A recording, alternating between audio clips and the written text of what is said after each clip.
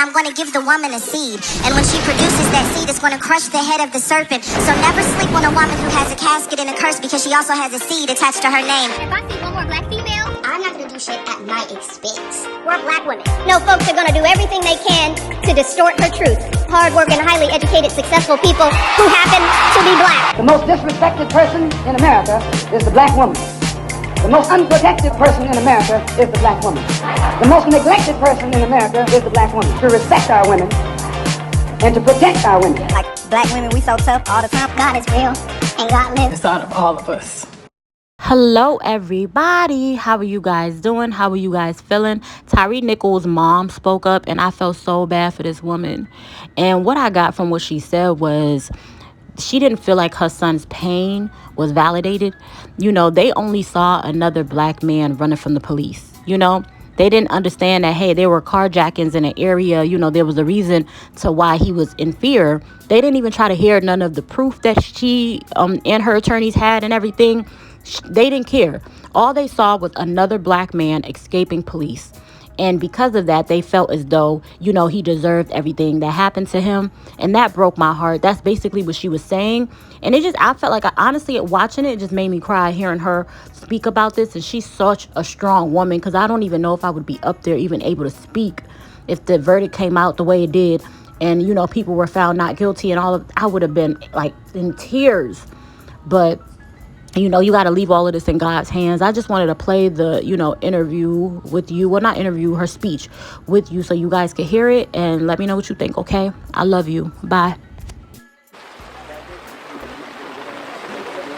The woman that we call Rover and Wells, who this family has affectionately adopted as Mama Ro.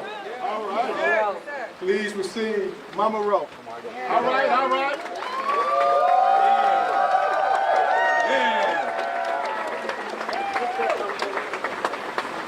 First of all, I'd like to say thank you to each and every one of you who are coming out today to be here with our family. Yesterday was a devastating blow to our family. What we heard was not something that we wanted to hear. But was I shocked or surprised? No. I wasn't. Those defense attorneys were allowed to go in front of the judge and basically tell the judge that even though this happened in Shelby County, that the people of Shelby County was not smart enough to look at the evidence and make an impartial decision. So they were allowed to go into another county where I feel that county, Hamilton County, didn't give a rat's butt about my son. They were allowed to come here and look at the evidence, but they didn't see the evidence. What they saw was a black man running from the police. That's what they saw. What they saw was a black man running from the police. They didn't care that my son was afraid for his life. They didn't care that even though they're not from here, they didn't realize that people were going around dressing up as undercovers and carjacking people. They didn't know that because they weren't from here. So those people were allowed to come in here, look at the evidence, and deny the evidence, and give out a not guilty plea on each count.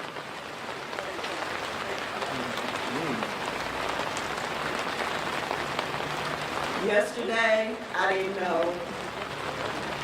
what to think. I didn't know what to think.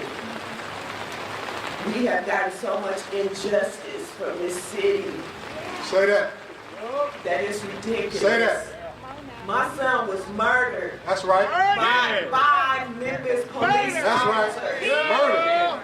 He was murdered. Murder. And 3 of them got off. Because those jurors decided not to look at the evidence, but only to look at the fact that my son was a black man running from the police.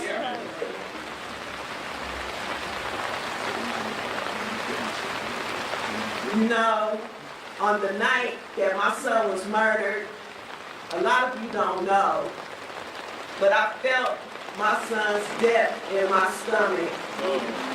I didn't realize all that pain that I was feeling, but it was my son's life being taken away from me that night. And when they read that verdict yesterday, that was them taking my son's life away from me again. Yes, it was.